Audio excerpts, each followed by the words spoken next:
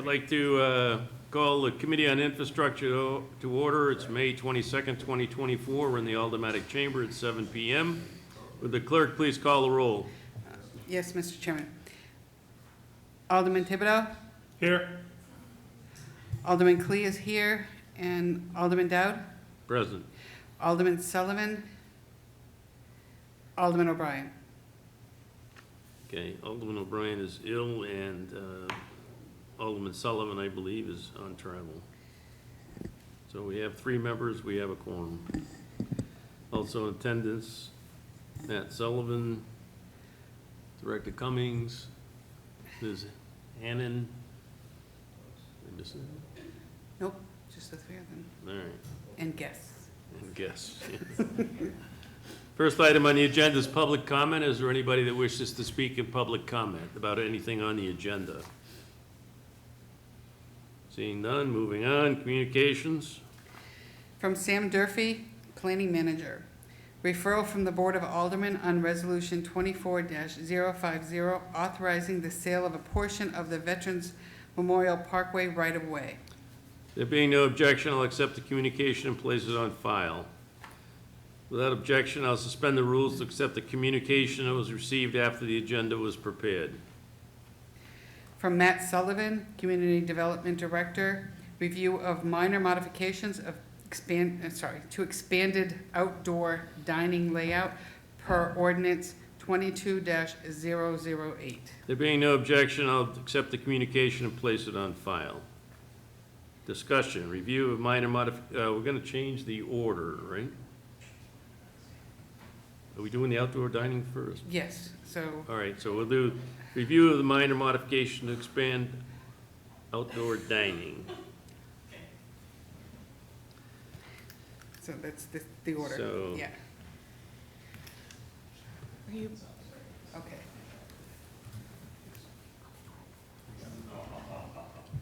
I'll let you, is this the one? Yeah. Okay. I'll try.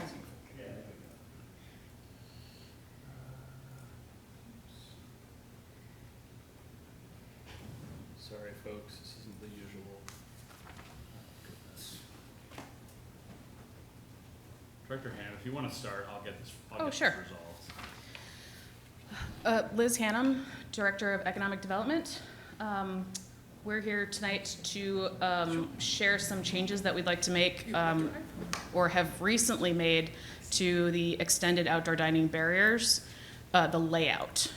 So we've heard from a couple of businesses and have listened to the feedback and have 5 changes to the original layout that are before you in the memo. The first 3 here, we have already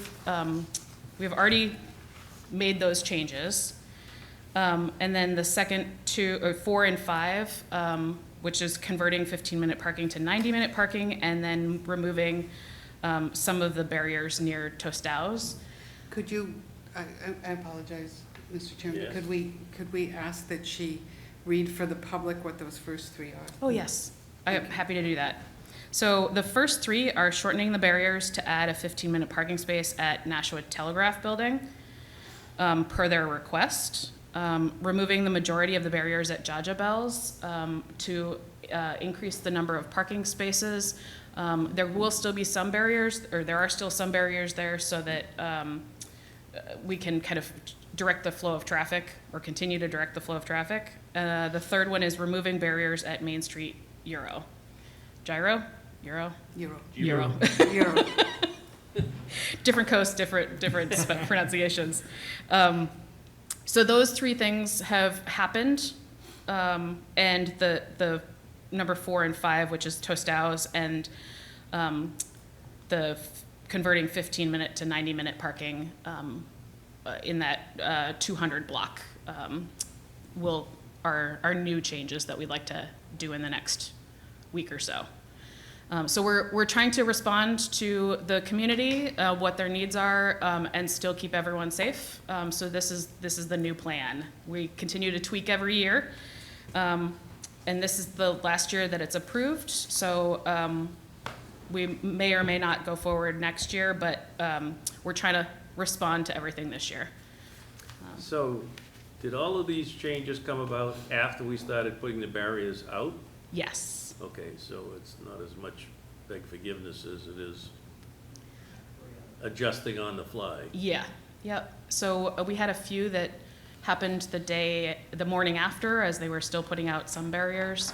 But the majority have happened in the last 2 weeks. Okay, and no issue from the city engineer and the traffic No, manager? this is his plan. Okay, Yep, just for the record. yeah. Any other questions? Alderman Lee?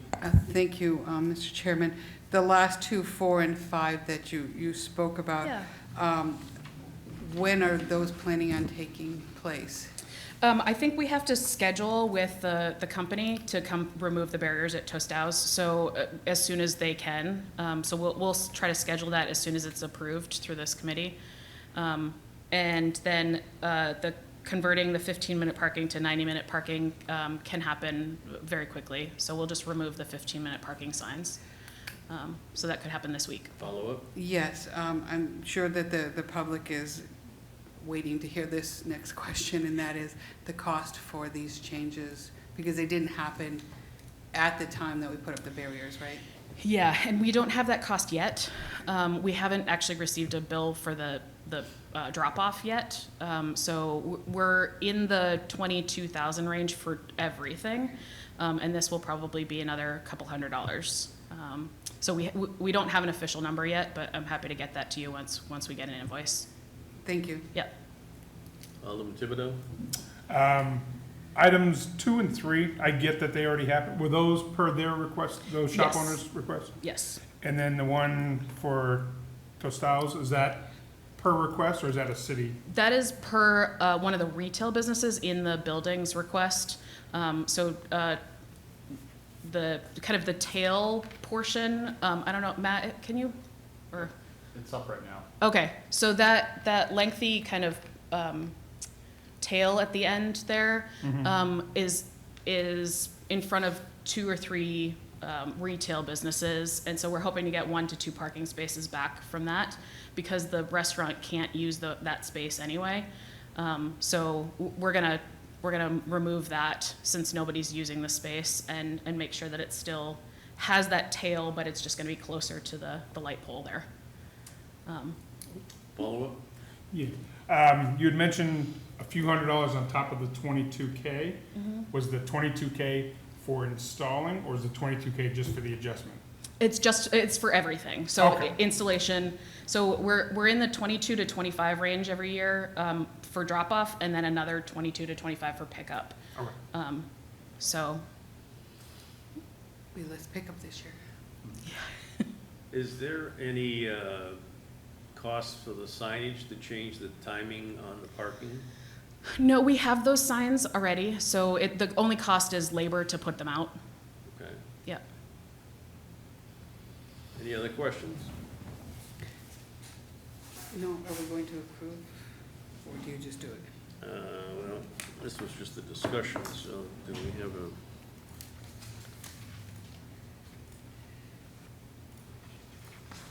So, there's no legislation per se to change, other than to, You accept the, don't we have to, do we have, to. Yeah, I know 'cause we it's have to vote, it's what we're amending. gonna We have vote to on. vote to acceptance of this recommendation. So, do we vote on a change to the ordinance 022-008 in accordance with Matt Sullivan's letter? Yep. Upon the recommendation of the parking manager and the city engineer. Do we need to have an official amendment to this, to the legislation? Not to legislation, you just need to amend. Accept. You've amended The the plan. plan as presented based on the recommendation of the city engineer and the parking manager. So, the motion on the floor is going to be to accept the letter from Director Sullivan for the minor changes to ordinance 022-008 in accordance with the approval of Okay, this. slow. You can only write so fast. From Director Sullivan, yes. I have to think of it fast. Well, slow your roll. Acceptance letter by Director Sullivan for In the minor changes.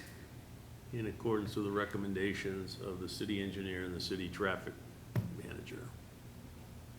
Does that work? Yes. Any discussion on the motion? I'm still writing. You gotta get a faster clerk. Yeah. I was a secretary for a lot of years. I am fast.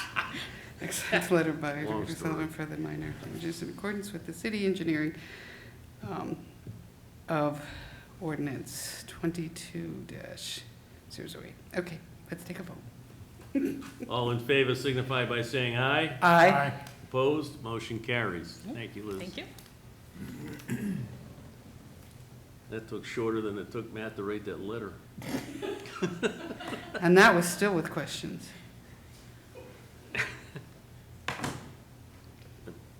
All right. Unfinished business? There's none? New business resolutions. R-24-050, authorizing the sale of a portion of the Veterans Memorial Parkway right-of-way. Mr. Chairman, I recommend approval of motion, approval of the motion.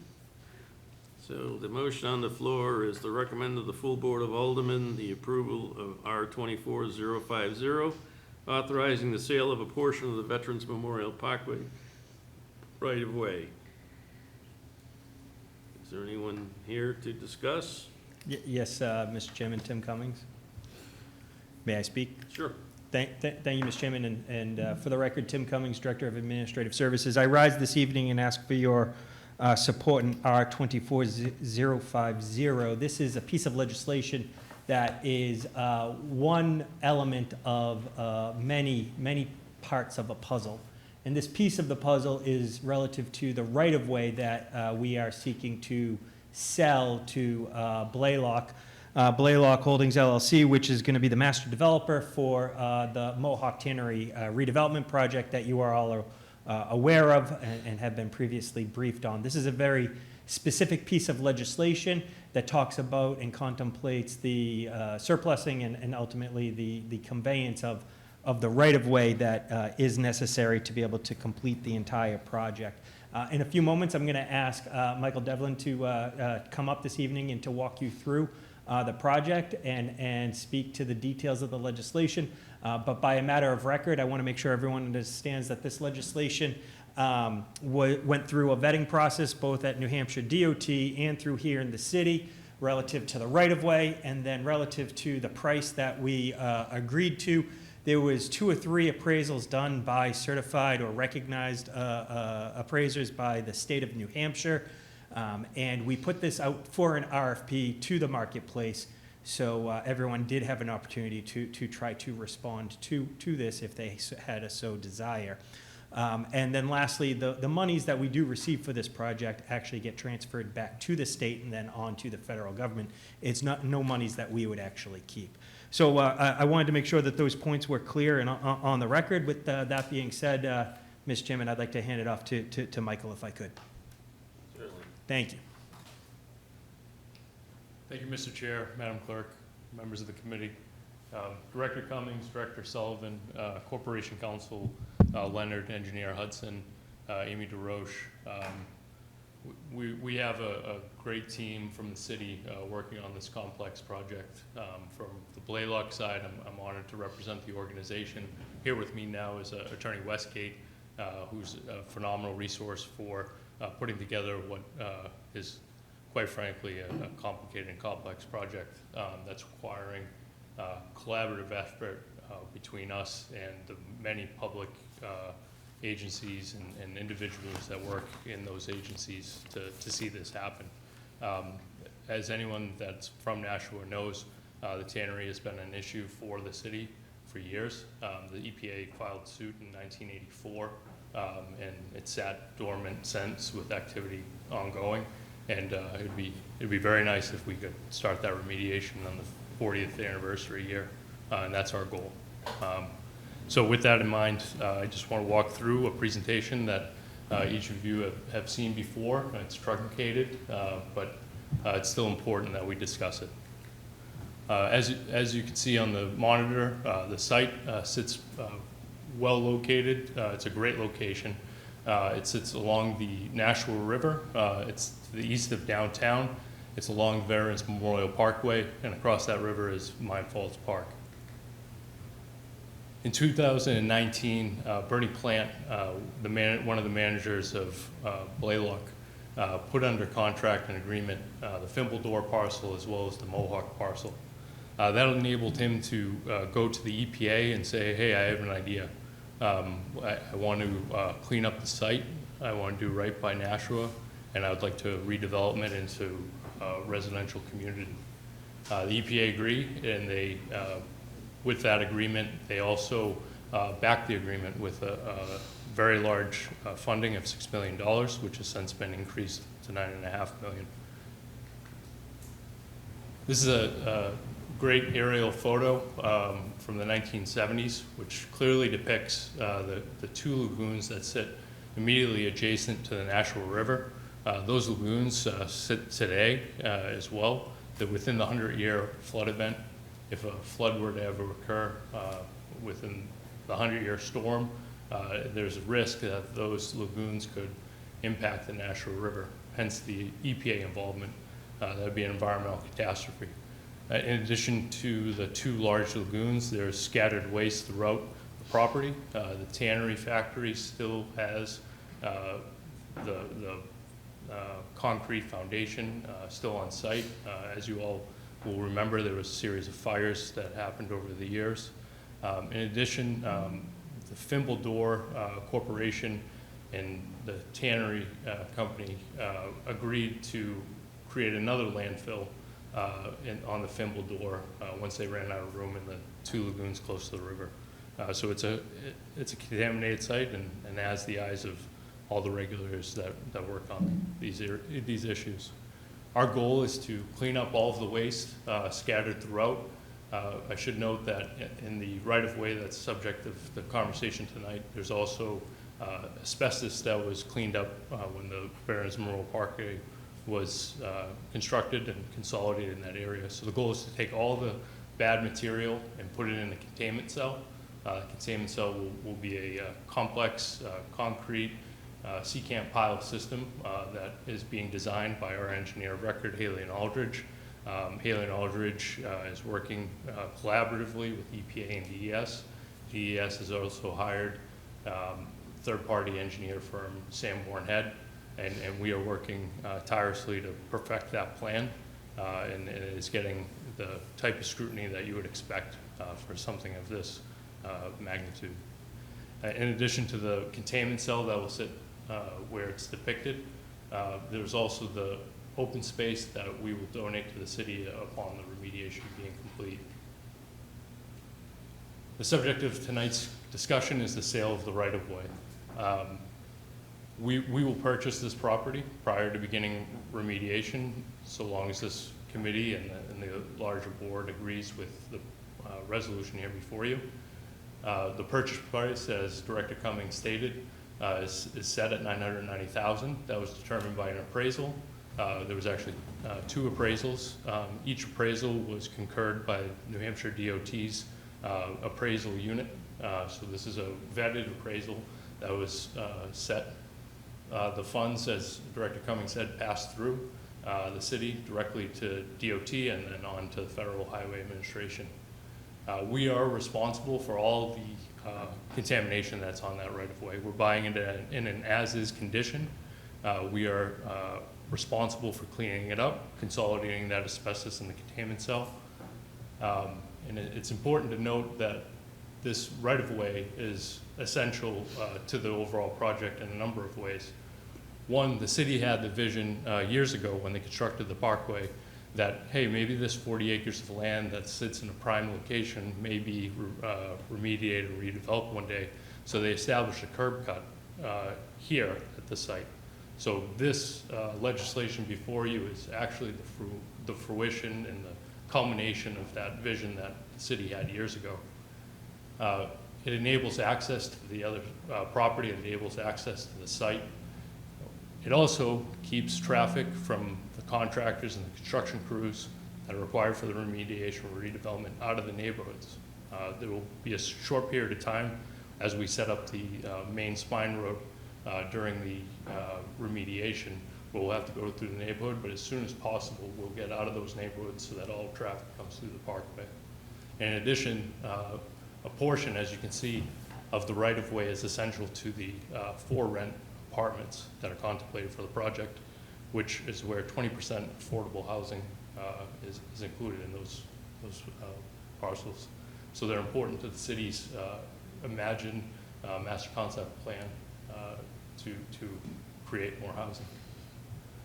Once we purchase the right-of-way, if the city allows it, we will then have three main parcels, the right-of-way parcel, the Fimbledore parcel, the Mohawk parcel, and there's a small sliver from the Tamposi family required for creating and easement purposes, and that will be the collective Mohawk redevelopment site, the Veterans Memorial Parkway redevelopment district.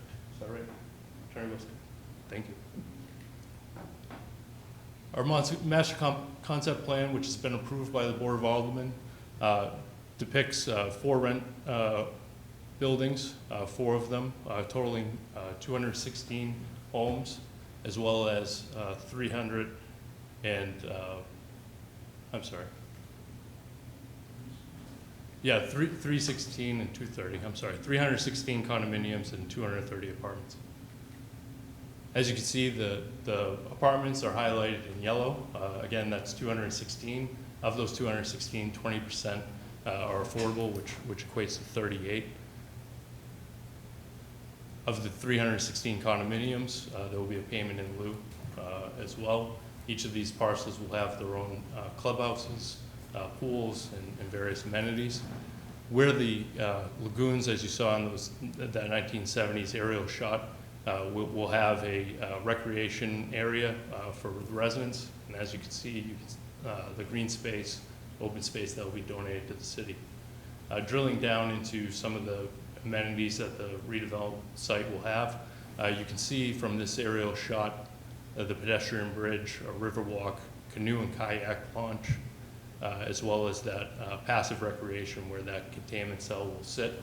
It's worth noting that the containment cell, as you can see on the Riverwalk, will now be elevated and outside the 500-year event.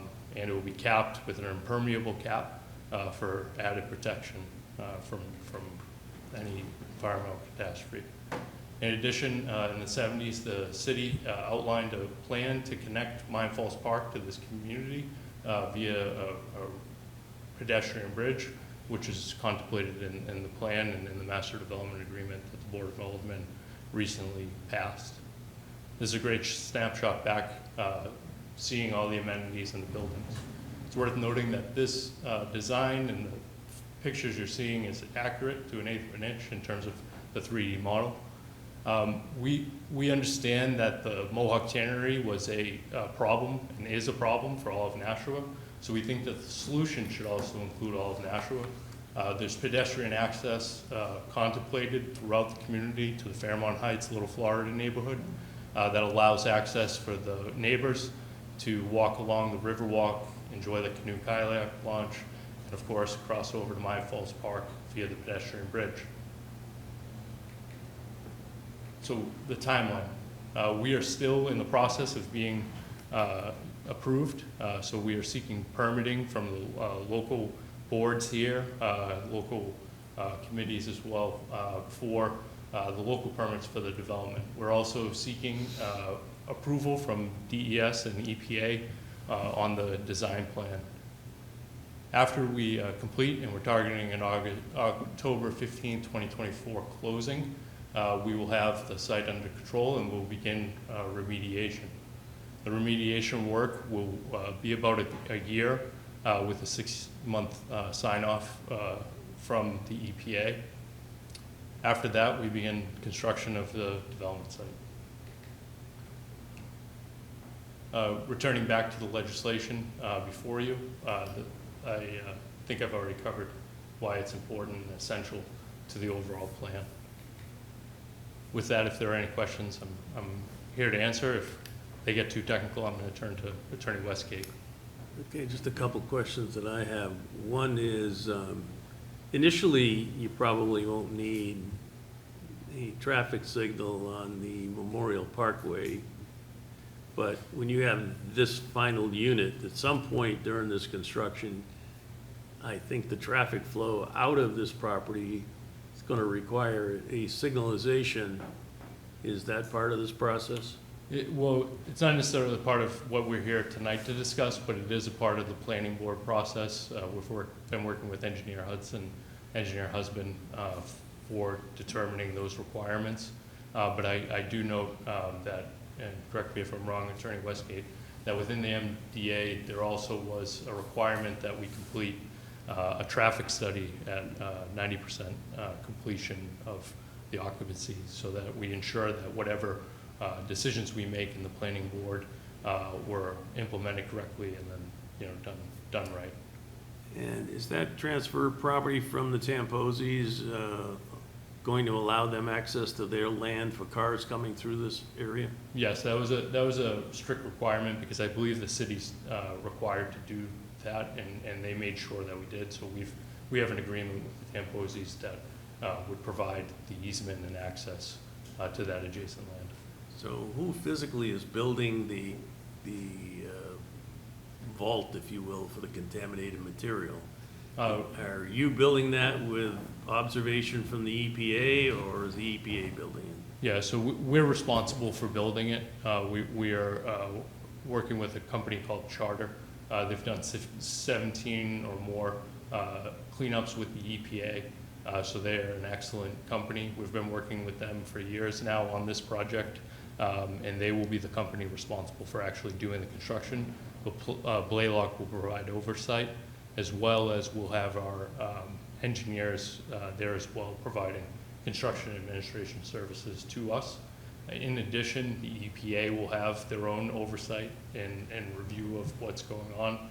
DES will have their own review of what's going on, and their third-party consultant from Sanborn Head will also have their own review and oversight. There's a lot of review and oversight. Sometimes it's more challenging than I would like, but I certainly understand why, and it's been a great process and collaborative with them. Trust me, in building the school, they had all of those companies looking over, groups looking over your shoulder, EPA, DES, Army Corps of Engineers, everybody. Do any of those agencies have concern with airborne odors or release of particulate when they're digging the contaminated material up and putting it into the chamber? I wouldn't say concern. I would say that it is part of the plan that's being vetted. So it's certainly an item that is being considered and planned for. Our engineers are drafting the removal design work plan. The last submission of it was over 3,000 pages. That document outlines all of those specific requirements, and that item is certainly within it. Back in the day when I had those lagoons, I'm familiar with the smell that came out of that, so. I've been on site when we've been doing investigative borings, and I can tell you the smell still exists. Yeah. So, somebody will have to notify the neighbors that, Yeah, we keep in regular contact with Yeah. the neighbors. We've recently had a neighborhood meeting with them just to give them update reports. Bernie Plant, who's been absolutely instrumental to this process, he's sort of the godfather of this project. He has a great relationship with the neighborhood, and I don't think there's a neighbor in that neighborhood that doesn't have a cell phone. any other questions? Alderman Khalid? It's actually just a quick question. There's no issue with me as far as the purchase of the right-of-way. It's just perfunctory for the city to kind of go through this process, and none of the monies are going to come to the city. But I have a question basically about the canoe kayak launch. Sure. Those that'll be using it will be coming in from that cut through and so on. Is there a parking lot of some sort for? Yes. Okay, so those that are using it can do. And when you mentioned about pedestrians and so on, you reference them coming from Fairmont Heights and so on, but anybody will be able to go through that that's coming from the park, that they don't have to show a Fairmont Heights ID in No. order to be able to No, do it's that. open to the public. Open to the complete public and Yes, so on. it's a public easement. And I guess my next question is, are any of these roads, public city roads that they have to maintain, or are they all part of your association? No, the last iteration is a private road, Perfect. is the main spine road, and then all, minor streets and ways are all private. And can I ask an indulgent question?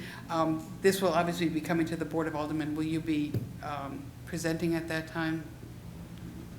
Director Cummings, will they do a presentation there too, or we're just bringing it to the board? Can we clarify what you're referring to as? This presentation that, yeah. This wouldn't be presented, this is being Just presented to hear, now, okay. and then it would be, I think, a recommendation to the full board for final disposition.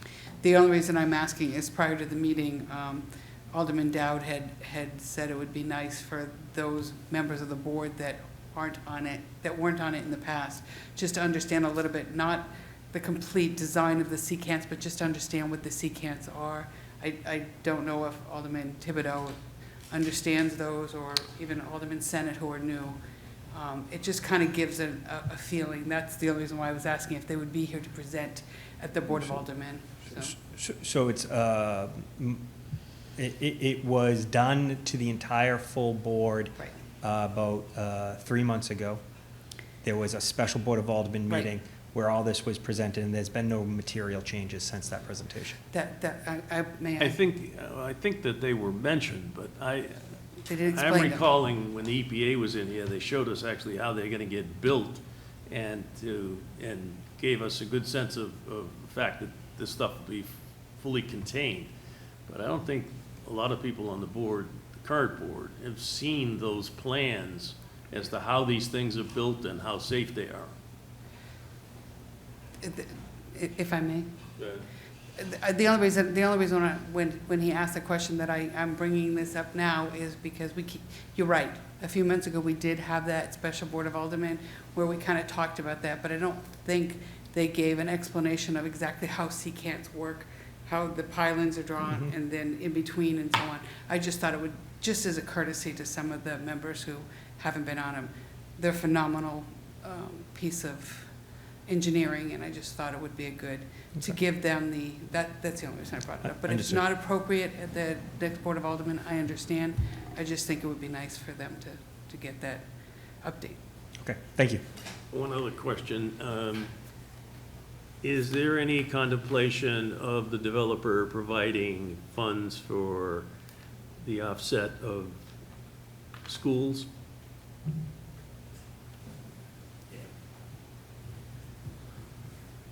Thank you, Mr. Chairman. I think what you're asking about is the requirement within the ordinance to offset any new children into the school system that they contribute to the construction and the building of